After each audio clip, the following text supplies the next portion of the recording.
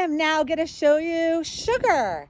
She is a Grand Design Imagine, and she's got kind of a cool layout. There's 2 doors to enter the vehicle. So just kind of walking around, there is a door going into the bedroom. So you have your own private entry into the bedroom. Then we have a second door going into the living area, so that you have your private entries. Coming around, it has an awning that's on the whole, I guess you could say, passenger side of the trailer. And one huge slide that comes out, goodness gracious, that's like 3 feet. So make sure when you're, if you're driving yourself and you're parking, make sure that you leave ample room in order to open up that slide. We actually don't have power here at our storage facility, so we use these little generators to kind of walk around in order to hook up the power cables to open and close slides so that I can get ready for this video. But that little bitty generator is not going to operate Sugar. She is a 50 amp RV. So we do have 13,000 watt generators that will be ample power in order to run the trailer and the air conditioning and everything inside. So another good look at that slide. It's huge.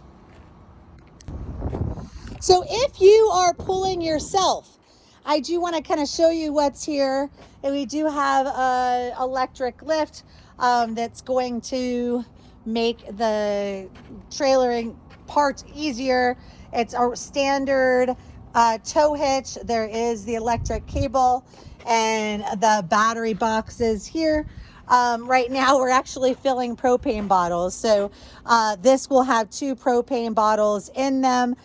In theory, they should be filled for you when you get to the campground, and you need to fill them prior to returning.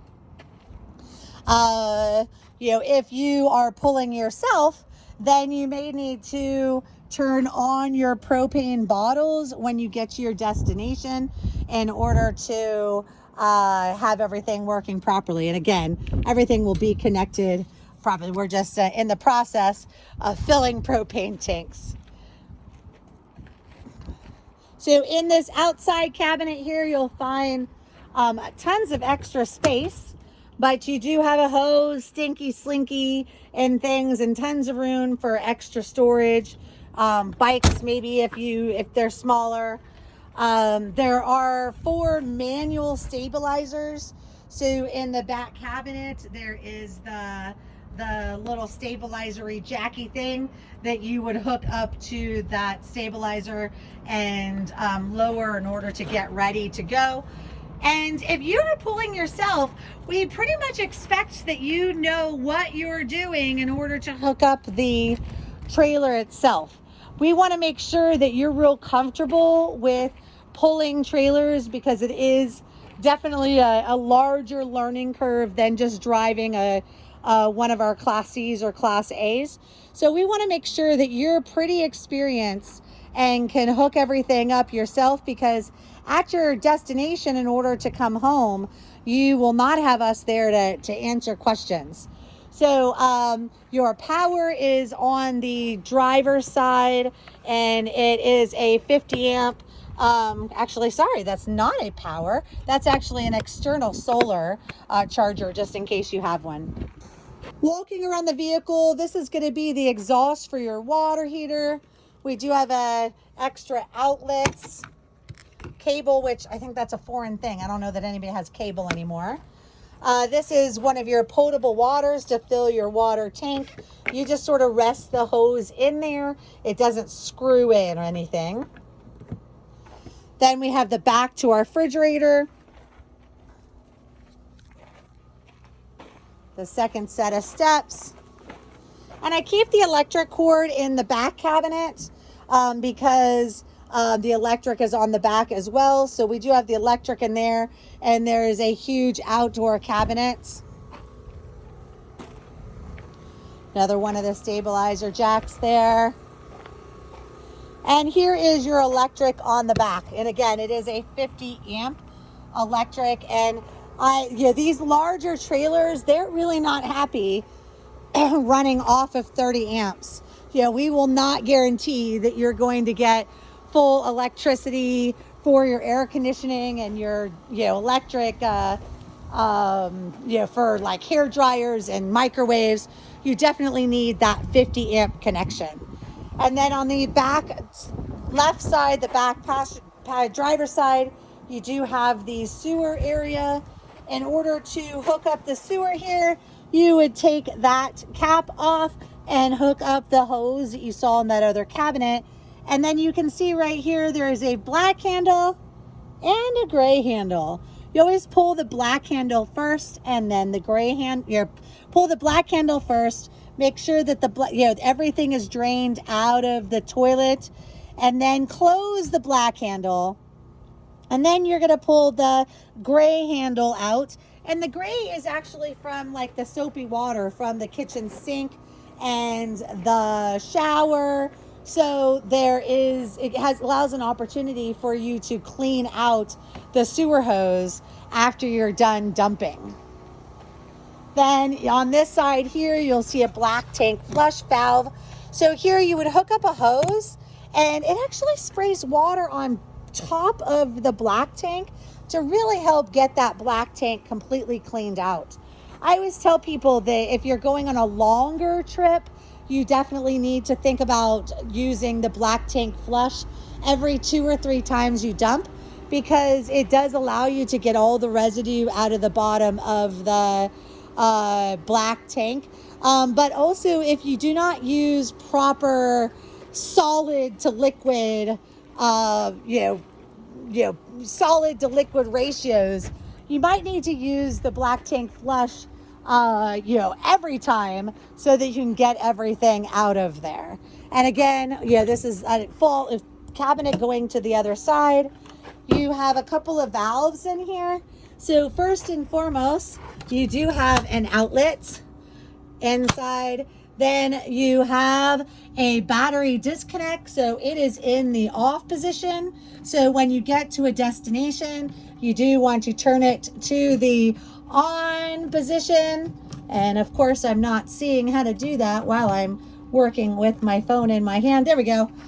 So you would turn it into the on position in order to get everything inside working properly. Then you have your city water connection. So the city water connection just goes straight into the water tank. It goes straight into the RV itself, bypassing the water tank. You do have an outside shower here, but I always tend to caution the use of the outside showers, because somewhere down here on the ground at some point in time at your campground, somebody had an oopsies and there was some black water that was drained onto the ground, and you don't want to be taking a nice shower to get clean standing in poopy water. And then you have this freshwater fill and city water fill. If you want to city water bypass the water tank, you're going to have the valve here. And fresh water, you're going to turn it in the upwards position, and that fills the tank. Now coming inside, sugar, first and foremost, you have your bedroom entry. It has a nice queen size bed with cabinets, lots of cabinets for storage and drawers to put things. This is pretty much how you will get your RV, either when you're picking it up to pull away yourself or delivered at a campground. We used to make beds, but then we decided when we're out here in the hot Florida sun in the summer, we would be all gross and sweaty and ick. And I don't want to touch your bed when I'm like that. So we decided that it was best to have the making of the bed as part of your camping experience. We find that 50% of our guests bring their own linens from home, but then there's another 50% that decide that they would like to just have us provide them. You'll see that we have them professionally laundered. They put them in their little plastic bags here, and then we put them in these linen bags to keep them safe and to transport them. There is a door here that latches with this little rubber bandy thing so that you can have some privacy from the living area. There's outlets on the ceiling and lights. Again, more storage on this side. This has a really cute little dinette area for four people to comfortably sit. What I find is that this table, I don't know, it seems like it should have been another 6 inches longer. So the person that's sitting on this side does sort of sit on the corner with their food plate, but it does provide ample room for you to get in and out of the table comfortably. There's a cool little couch. I kind of call it the IKEA couch. Please try your best to keep all of the campground mud and dirt and dogs and ick off of the couch. And if you have cool dogs, they're part of the family. Yes, we love them and we travel with tons of pets. But please, make sure that we have a couch cover to put on that couch for you so that we don't get it filthy. Coming around into the kitchen area, there is a little extension for the countertop, a cool farm sink, and there's a pantry area for you to put your food. Tons of storage here. You have your plates and bowls and cups and coffee cups. We have silverware here. Then all of your cooking utensils and a huge pots and pans. There's a little toaster and some cutting boards, mixing bowls, a little bit of Tupperware containers, and a nice casserole dish. And underneath the sink, there is the coffee pot. We do have a microwave and a stovetop. Then your fridge and a freezer. There's a couple more drawers underneath that has some extra little items or storage. We have our TV, and there's a huge cabinet behind the TV in order for you to put tons of stuff. More room for board games and things. Looks like we have some towels in there right now. And more stuff.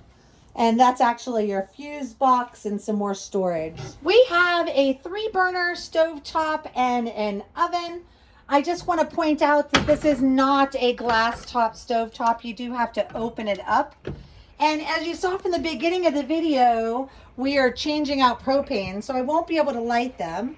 But look at the little light button. You would turn that to the light position, and then with your left hand, you would make this click. And sometimes it takes a good number of tries to fill the propane line in order to get to here. Sometimes I feel like it wants to light the back burners first. And then the oven lights the same way, but a little bit different. You want to again push it into that light position and do the clickety click.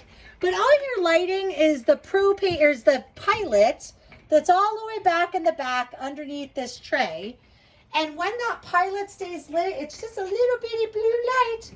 Then you can turn this to the 350 or whatever oven temperature, and it will light the whole entire flame inside.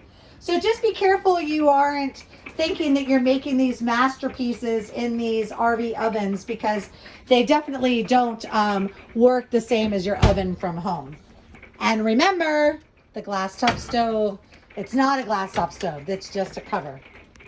So you can see in Sugar, there's a huge amount of storage available, and everything looks almost new.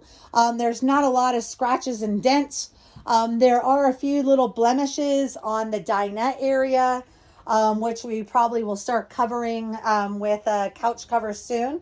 But Sugar is still in really great condition. We love it. Cute little curtains. And then back in the back area, there is a full bunk bed, and then room for more storage underneath. The back bathroom itself is a pretty good size. Has a pretty good size shower. This is a typical, shower nozzle. There is an hour on and an off on that nozzle there. And the operation is pretty standard to home. Here you're going to hold it and press in. I tend to leave this open until it's actually being used, because I find that if you just so much as look at this bunny, it does slam open and it's a pretty scary noise. We have our toilet here. Actually, the water pump is off, but when you push the pedal, it's going to flush the toilet, but it's also going to leave some water at the bottom of the toilet there. It's always good to leave water in the toilet. That's going to help with the smells coming from the toilet itself. Some more cabinet space here. There's ample toilet paper down underneath the cabinets. You must use the RV rapid dissolving toilet paper so that you don't have any problems with the black tank.